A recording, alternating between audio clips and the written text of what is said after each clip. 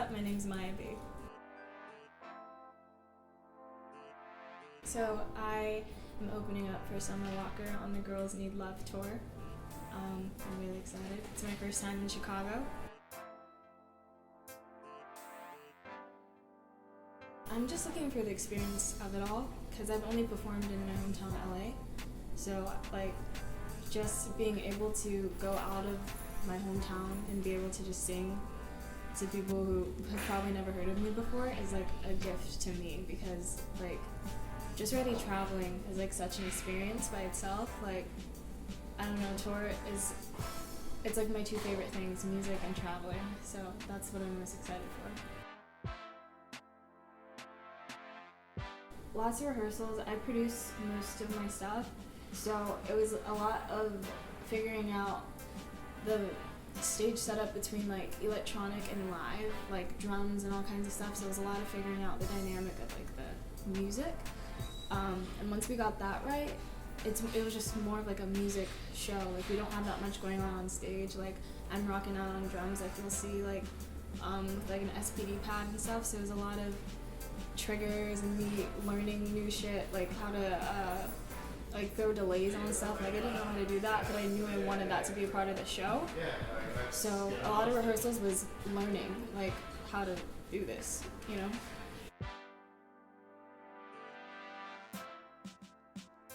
I think it was just in me from when I was young. My mom is extremely creative, and then my dad is very by the book, very he's a sergeant in SWAT, so grew up really strict and everything like that. But that contrast really helped me because it gave me the dedication and the ambition from my dad, and it also gave me the creative space from my mom.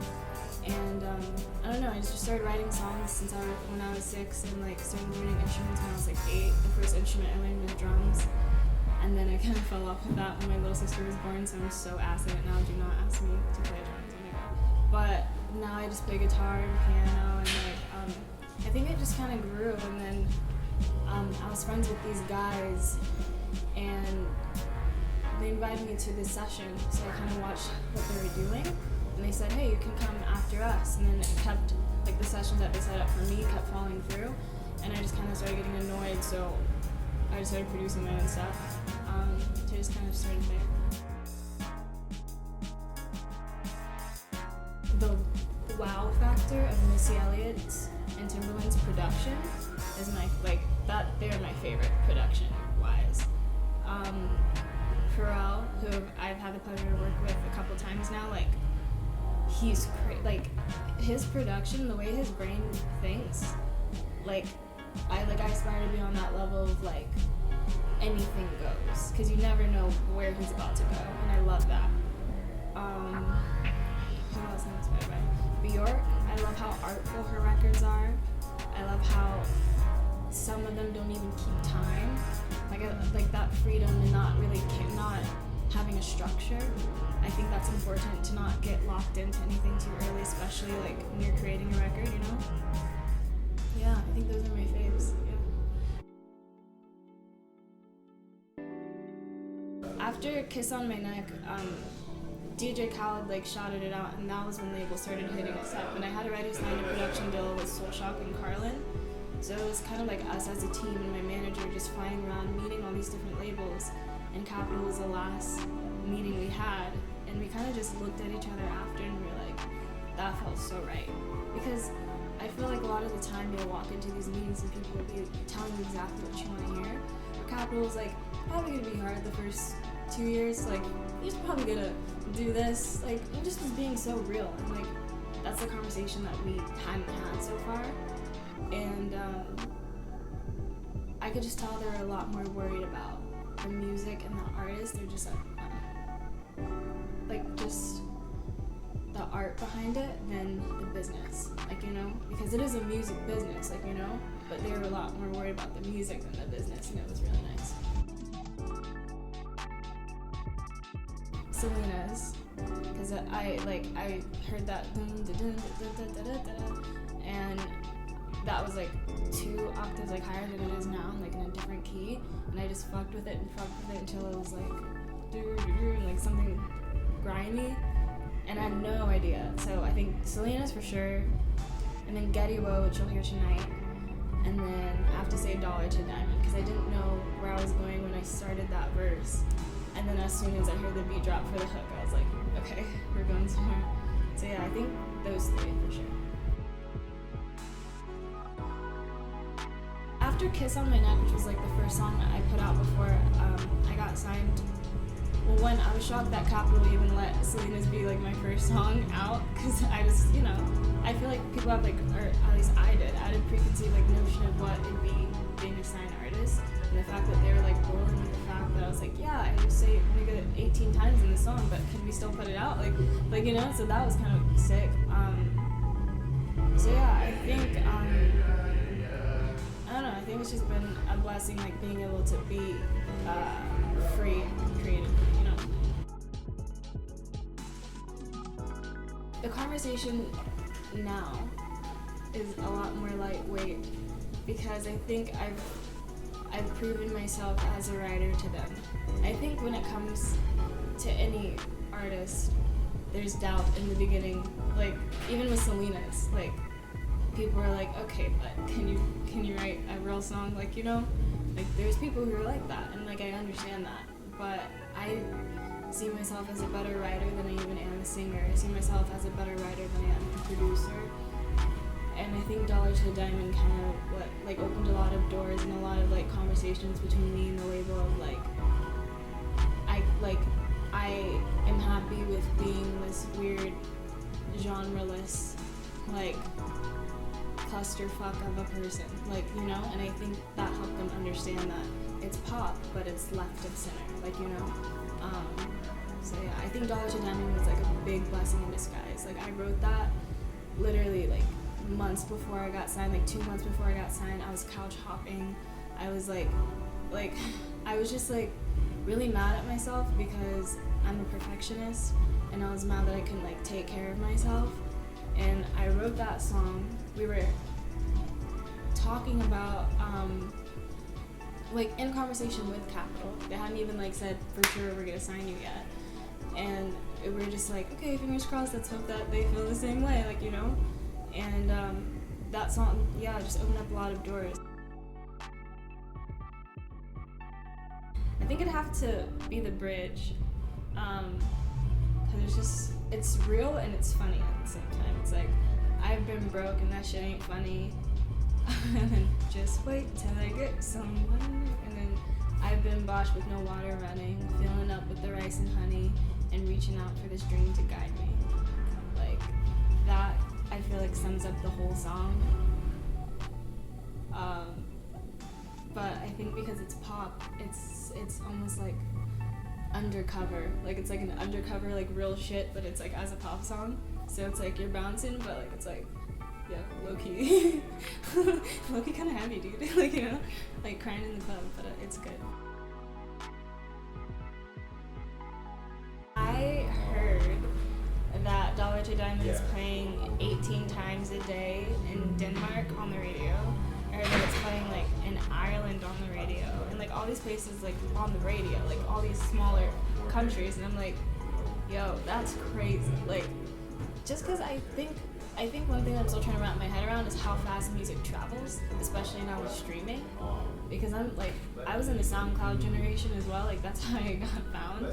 Like, so I'm used to this SoundCloud 200 plays a day, like, and now it's like, I don't know, it's crazy to put faces and like names to all the streams, like, you know, that's something that I'm still like trying to wrap my head around. So, my best friend and I go to these parties. She's a YouTuber, I do music, and it's good that we go out and see other human beings, and so we do those things sometimes. But in LA, people like to stare at you more than they like to dance, so it's not much of a party, like, you know?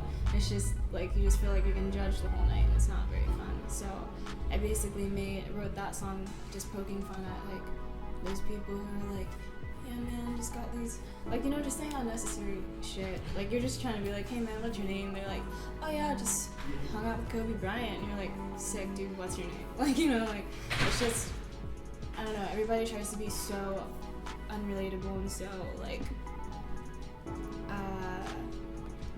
what's the word? They're just always trying to flex on you. So it's basically just poking fun at all that shit, cause I'll never get it. I'll never get it, no. But yeah, it's just real life. Like in the song, I'm like, in real life, all this shit you see ain't happening in real life. Reality's something everyone's acting in. It feels like I'm paralyzed, looks like paradise. I realize it's not real life. Like all these Instagram posts, like people like, I was just talking to my sister about this. People will always post their highs. They'll always post their successes. You'll never see anyone say, like literally me, like last week, had a full breakdown about my mom. I was like, you'll never see me post about, oh, cried for 2 days about my mom. Like never gonna happen, like, you know? But I'll post and be like, got a billboard, like, you know? Like, and you'll compare yourself to the people's highs. You'll never see their lows. So it's just about that. It's like, it's not real. It's, you're seeing like 1/4 of these people's lives and thinking that that's their whole thing. So yeah, that's what it's about. So in the studio, I am it's like my element, you know? Like it's the only place I feel like I don't have to think about anything. Like that and painting is the only thing that I feel like I'm in zen about. Yeah. I think during the process of working, I like working with producers. I like having full control when it comes to like lyricking and all that stuff.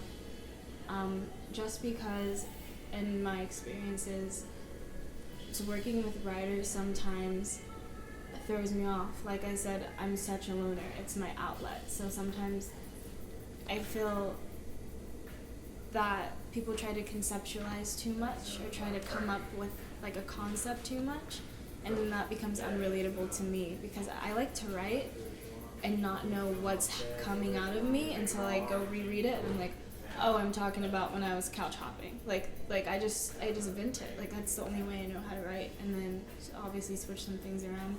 It's never perfect, but yeah, working with a lot of producers. I worked with Malay recently, who does a lot of the Frank Ocean stuff. I worked with Pharrell like 2 weeks ago, and then in September. Been working a lot with Soul and Carlin, who I love. They're like incredible. They're the reason why I'm here. And other than that, it's just me producing some of my stuff too. But yeah, we've been keeping like the stuff to minimum because we've just been creating so much, and the EP is like basically done. Yeah, so we're just waiting for a good time to put that out. I'm thinking real life, because I have a song called Real Life, but don't quote me on that. It might change. The EP is me in all angles. I think Selena shows me crazy, Dolly shows me vulnerable but still pop, but I get even more vulnerable on the EP. I actually have like slower bops that are not like River, like just I talk a lot about my lonerism, I talk a lot about my family, and my lack of friends. And I think it's a really good like introduction to who I am, musically too. So I'm really excited for it. I don't know what I'm gonna name it. I didn't think about it. I'm Maya B. Thank you so much, Chicago Music.